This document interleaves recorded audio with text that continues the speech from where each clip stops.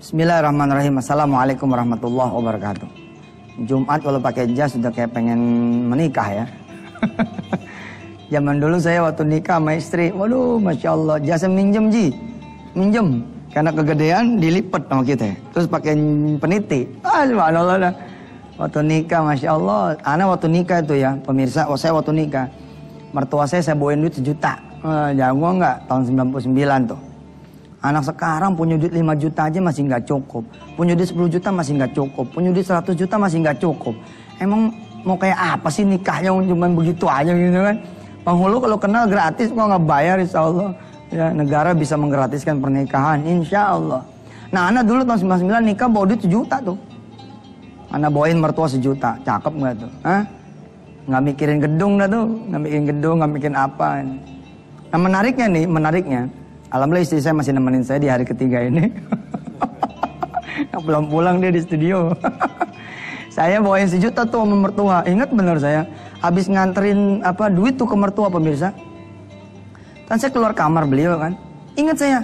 Ya Allah iya kenapa dikasih semua ya. Saya kan nggak megang duit juga gitu.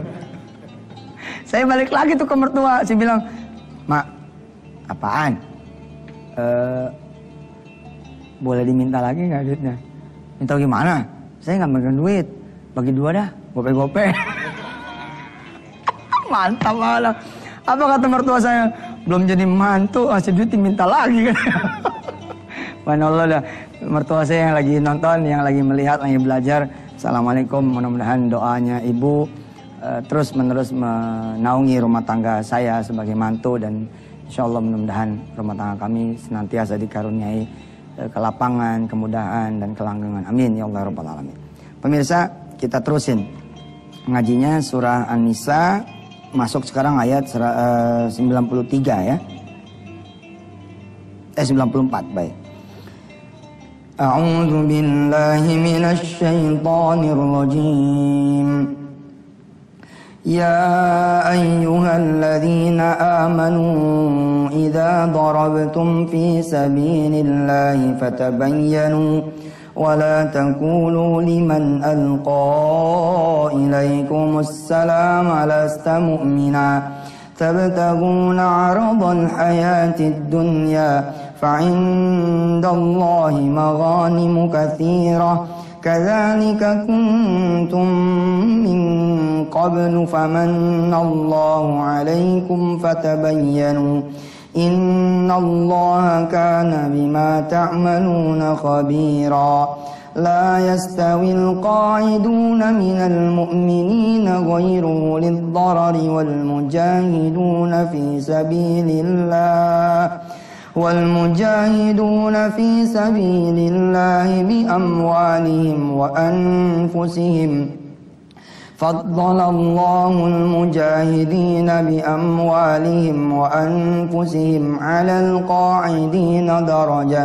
وكلا وعد الله الحسنى وفضل الله المجاهدين على القاعدين أجرا عظيما درجات منه ومغفرة ورحمة وكان الله غفورا رحيما صدق Allahul Azim. Lihat pemirsa, betapa hebat sekali ayat-ayat suci Allah ini. Bahkan ayat-ayat suci ya yang sudah dianggap sebelah mata oleh para penganut konstitusi kita ini, perumus konstitusi, perumus perundang-undangan, sehingga mereka lebih nyaman memakai KUHP daripada memakai Quran. Lihat bahkan Islam, Al-Quran mengatur ya the law of war, undang-undang peperangan. Gila, kitab suci mana coba yang kemudian mengatur tentang peperangan? Bahkan kalau Indonesia memakai Quran, maka dia akan ribatil khil, dia akan istidadi fil war ya, dalam perang itu. Dia akan prepare in war. Persiapan. Ini Ali Imran ayat-ayat terakhir misalkan kalau kita pakai sebagai asas negeri ini, nggak bakalan kita alutistanya ini payah gitu. Kita punya laut misalkan, ya ini udah rahasia umum lah. Kita berdoa mudah-mudahan tentara kita, negara kita konsentrasi juga di alutista, konsentrasi di pertahanan kita. Laut yang segini gedenya, Masya Allah, gede betul. Asli gede. Saya keliling UEA ya. UAE, kalau di sana namanya UAE, kita UEA, Uni Emirat Arab. Itu satu pulau doang, bos. Isinya 7 negara. Ada Dubai, ada Abu Dhabi, ada Sharjah, macam-macam tuh. 7 negara, satu pulau. Lah kita beribu-ribu pulau, satu negara. Namanya apa? Indonesia. Ustadz nggak pakai EI. Ya Indonesia. Indonesia. Lah tentara ya kita hanya memiliki 150 kapal laut. Lah coba nih kan kayak bercanda. Ada pencurian di tengah laut. Berita masuk. Apa kata tentara kita nih, sahabat-sahabat kita? Pastiin dulu dah, bener nggak itu nyolong? Pastiin dulu bener nggak itu pencurian? Ini nanya nih, kok mastiin dulu? Iya, ntar kita udah pergi-pergi nggak tahu enggak. Ini kan ngabisin solar. Kenapa? Udah sama perahunya kita kurang, anggarannya pun terbatas. Nah, Quran kemudian mengatur untuk betul-betul memaksimalkan kita punya sumber daya alam, manpower manusia untuk kemudian urusan yang bahkan penting, yakni menjaga negara. Edan. Maka jika kemudian ada gubernur-gubernur di Indonesia, bahkan ada yang masih judulnya calon, mengatakan bahwa ya lebih baik kita taat kepada konstitusi, ayat konstitusi daripada pada ayat suci, saya pikir ini sesuatu yang gegabah gitu. Hukum negara dengan hukum Quran tidak bisa dipisahkan, karena Al-Quran juga mengatur tentang negara, dan negara tidak boleh juga keluar dari koridor Al-Quran. Masya Allah. Ini penting ya. Bahkan nanti setelah segmen ini saya sedikit cerita sebelum bicara tentang yang kemarin tuh masalah dream. Ini yang Masya Allah nih, yang pemirsa, di antara pemirsa mungkin ada yang Masya Allah ya tidak bisa mengikuti karena keterbatasan, dan barangkali saya minta maaf. Tapi ini masih inline. Kita masih bercerita kok tentang Rasulullah yang bertanya kepada Jibril, ya Jibril, bagaimana nasib umatku nanti sepeninggal diriku? Lalu kemudian Jibril bilang bahwa umatmu akan selamat bila mana mereka memegang kitabullah. Nah, saya ingin sedikit memperkenalkan kitabullah ini kepada saudara, bahwa the complete system ya, dari satu bangsa, satu negara ya, tidak ada yang kemudian mengalahkan Al-Quran. Semuanya komplit di Al-Quran Al-Karim. Baik, silakan lewat dulu.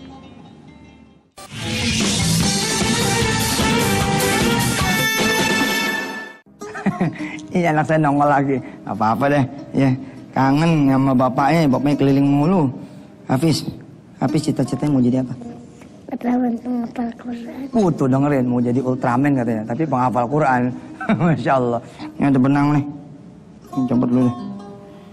Mau jadi Ultraman penghafal Quran. Islam bahkan mengatur ya tentang bagaimana anak, perwalian, komplit sekali. Quran tuh komplit sekali. Subhanallah. Dan didetailkan di mana? Didetailkan di dalam hadis begitu. Pemirsa, saya tadi bilang bagaimana kemudian Islam komplit juga mengatur persoalan jual beli. Ya. Hafiz, kalau udah gede mesti belajar Quran yang benar ya. Insya Allah. Hafiz ngaji nggak? Ngaji apa sekarang? Nggak ngaji. Yang bener, malu-maluin aja nih papa. Depan TV nih. Bohong pemirsa, ngaji di sore. Mana amaknya mana? Coba dulu. Amma ya tasa'alun. Nih. Nggak mau. Kita dikasih itu deh, kasih coklat. Nih. Nggak mau juga dikasih Ultraman. Nggak mau juga. Ya udah deh, temenin papa aja ya. Sini ya. Pemirsa yang dirahmati Allah, di hukum jual beli, bahkan hukum hutang ya. Hukum hutang ini komplit sekali. Allah Subhanahu wa taala kemudian memberitahukan kepada kita semua. Ini anak saya jadi jongkok di sini. Pis mau nemenin papa. Benar? Nggak ada bangku ya? Ya udah sini dah. Ya Pis duduk sini. Duduk aja. Duduk sini ya. Oh. Insya Allah, ini anak saking kangennya dia ngikutin kita. Nah, sini kursinya. Nah, ini Pis, duduk Pis. Yuk. Nih, yuk. Ya main sini ya. Ada ayat 284 surah Al-Baqarah pemirsa. Ya ayyuhalladzina amanu idza tadayantum bidainin ila ajalin musamma faktubu. Allah dan Rasulnya memberi kemudian arahan kepada kita, ya kalau kalian mengadakan satu perjanjian hutang, hendaknya dicatat. Dan rentetan satu ayat ini dan ayat 285-nya, Masya Allah, betul-betul mengatur tentang rules of utang. Sampai di 285 Allah mengatakan, wa in kuntum ala safarin walam tajidu katiban farihanum mafruḍah. Kalau nggak ada saksi di antara kalian yang berhutang, farihanum mafruḍah, ya, kalian mengangkatlah satu orang saksi, ya, nggak bisa juga tidak bisa mengangkat kemudian saksi dua orang laki-laki, ya. Ini syahidaini min rijalikum, apa Allah bilang, kalau tidak ada saksi maka berikanlah namanya jaminan, farihanum mafruḍah. Tapi kalau jaminan pun tidak ada, fa in amina ba'dukum ba'dha falyu'addil amanah falyu'addil ladzi tumina amanatah wal yattaqillaha rabbah. Ketika dua orang berkongsi, Allah bilang saling percayalah kalian semua. Kalau tidak ada jaminan, tidak ada saksi, lalu Allah bilang, aku yang ada di tengah-tengah mereka. Itu kalau sudah tidak ada lagi nih sesuatu yang menyangkut hukum, ya, di dunia ini, lalu Allah yang mengabdikan dirinya, mewakafkan dirinya untuk kita. Wal yattaqillaha rabbah wa la taktumus syahadah wa may yaktumha fa innahu athimun qalbah. Fa innahu athimun qalbu wallahu bima ta'maluna alim. Subhanallah, begitu komplit.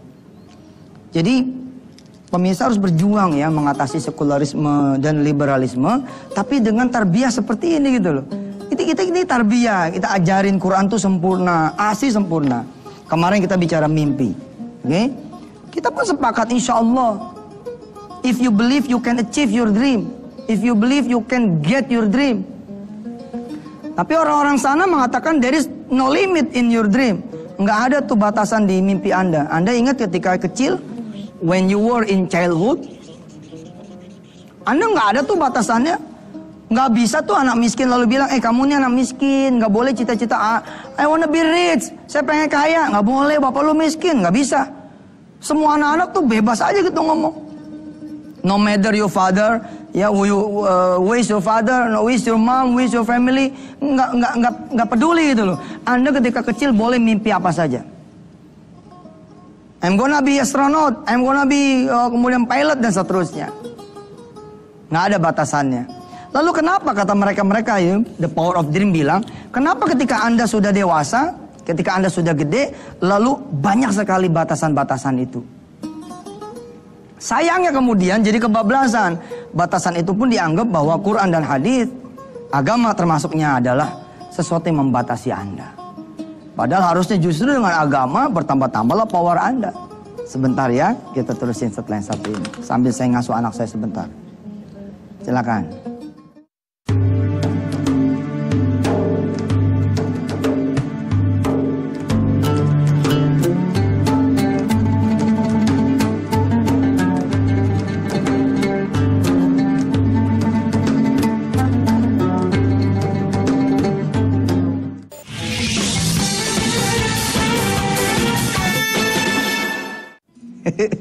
Sekarang nambah 3. Pemirsa, ini anak saya, ini namanya Kun. Ini namanya siapa ini namanya? Hafiz. Ini Kome namanya, alhamdulillah ya. Baik, ketika Anda kecil, Anda bermimpi pengen jadi apa? Astronot gitu. Ya, nggak masalah tuh.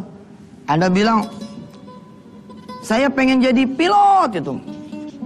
What's your dream? Pilot gitu. Nggak masalah. You are tall or you are short, nggak ada masalah. Anda tinggi, Anda pendek, nggak ada masalah. Nggak ada, itu nggak ada batasan untuk mimpi Anda. Begitu kata mereka semua.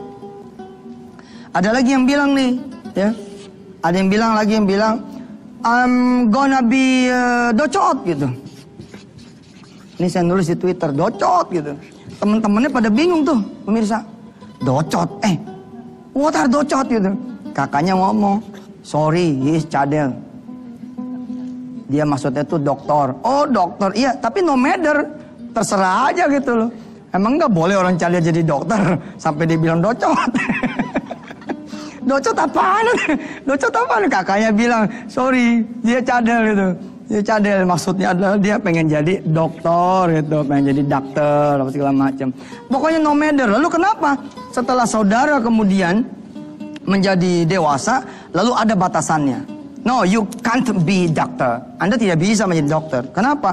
Karena Anda payah di matematika, di fisika, di biologi, di ilmu-ilmu eksak. Anda payah hafalannya, Anda nggak bisa. Dia bilang, oh, why there are limits for you. Kenapa ada batasan? Tapi kan batasan itu pun itu tidak berarti bebas sepenuh-penuhnya. Ada apa? Ada akhlak di sana. Anda mau jadi apa? Boleh. Tapi ketika Anda mengabaikan akhlak, mengabaikan etika, gue mau dagang di sini. Tar dulu ada peraturan. Nah gini-gini loh. Maksudnya ya jangan sampai kita terlalu kebablasan. Ada Quran yang kemudian menjadi aturan kita, tapi bukan menjadi batasan buat kita. Bukan berarti Al-Quran akan membatasi kita, hadis akan membatasi kita. Agama payah nih. Kalau pakai agama kita nggak bisa ngundang konser ini, konser itu. Tar dulu bisa kali. Bisa diatur lah bagaimana ceritanya, apa yang mau dipakai, apa yang mau diundang, bagaimana judulnya. Diatur, jangan sampai negara ini menjadi negara yang sekuler. Islam mengatur itu loh, kita nih biar gimana masih hamba Allah. Tapi jangan kemudian menjadi terbatas. Justru harusnya you have Allah, Anda punya Allah. Come to Him, talk to Him. Anda datang ke Allah dan bicaralah. Nah Al-Quran inilah yang diingatkan oleh Rasulullah tatkala kemudian Jibril menjemput beliau. Ketika Jibril alaihissalatu wassalam, ya. Nah di sini saya bilang, ketika Israel dapat perintah ya untuk menjemput nyawa Rasul, mengambil nyawa Rasul, pun Israel dibarengi nama Jibril.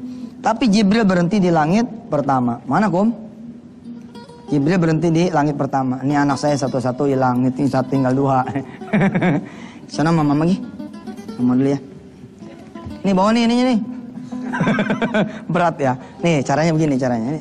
Situ, tangkap. Ya. Jibril nunggu di langit pertama. Ya, ketika turun dari Baitul Ma'mur, langit 7, 6, 5, 4, 3, 2, 1, Jibril nunggu di sini. Lalu Muhammad sallallahu alaihi bertanya kepada Israel, "Aina Jibril? Di mana Jibril?" Lalu diberitahulah oleh Israel, Jibril ada di langit pertama. Panggil dia. Panggil Jibril, saya kangen sama Jibril. Tapi benarkah Rasulullah kangen sama Jibril doangan? Ternyata enggak. Rasulullah sallallahu alaihi wasallam nanya sama Jibril, "Wahai Jibril, aku ini udah mau mati, aku udah mau meninggal, aku udah mau wafat. Ada Israel yang akan mencabut nyawaku atas izin Allah. Tapi aku pengen tahu dulu, bagaimana nasib umatku sepeninggal diriku." Lalu Jibril bilang, "Saya tidak diberikan hak untuk menjawab pertanyaan engkau wahai Rasulullah. Izinkan aku bertanya dulu kepada Allah." Naik lagi nih berdua malaikat ke Allah Subhanahu wa taala punya arsy. Lalu kemudian turun dan menyampaikan, "Rasulullah tenang aja. Umatmu tidak akan kenapa-napa." Sampai kemudian apa? Sampai kemudian mereka itu betul-betul memegang kitabullah dan sunnahnya Rasulullah. In tamassaktum bihima lan tadillu abada. Tidak akan sesat. Lah, begitu pentingnya warisan Rasulullah berupa Quran dan hadis. Lalu ada kemudian sekelompok orang, bahkan kita sendiri sebagai orang muslim gak percaya diri untuk memakai Quran dan hadis. Dilala cara-caranya juga mungkin ada yang kurang santun, ada yang dengan berwajah berbeda, tidak berwajah senyum, sebagian. Sehingga membuat penolakan itu luar biasa, luar biasa. Pemirsa yang dirahmati Allah, nih penjelasan saya singkat, ya. Nanti kita akan teruskan di hari Senin ya, kelanjutan dari kisah ya. Bagaimana kemudian, kok urusannya apa dengan jaminan? Judul kita kan tentang jaminan. Ini dia nih. Jaminan hidup kita bakalan enak kalau benar-benar kita megang Quran, megang hadis. Dan kita jangan pengen selamat di dunia ini bos saja, tapi juga harus selamat nanti di hari akhir. Dunia ini bukan tempat kita. Dunia ini tempat sementara kita. Tempat kita nanti dua pilihannya. Al-jannah amin nar. Al-jannah amin nar. Surga ataukah neraka. Tempat saudara di mana? Tentukan dari sekarang. Pemirsa, yuk kita berdoa buat yang sakit. Berdoa buat yang punya utang, buat yang belum berjodoh, buat yang belum punya anak turunan, buat yang belum punya rumah, buat yang kreditannya masih banyak, masih panjang jalannya, buat yang belum bekerja, buat yang pengen modal, buat yang pengen usaha, buat yang sedang bekerja, sedang usaha, ya, buat negeri ini, buat seluruh bangsanya, buat sumber daya alamnya. Mudah-mudahan kita berdoa dengan baca surah Al-Fatihah, semua ditolong Allah Subhanahu wa taala. Al-Fatihah. Alhamdulillah. Rahmanir-Rahim. Maliki yaumiddin. Iyyaka na'budu wa iyyaka nasta'in. Ihdinas siratal mustaqim, siratal ladzina an'amta 'alaihim ghairil maghdubi 'alaihim waladdallin. Amin. Terima kasih pemirsa, sampai ketemu lagi di hari Senin besok. Wassalamualaikum warahmatullahi wabarakatuh.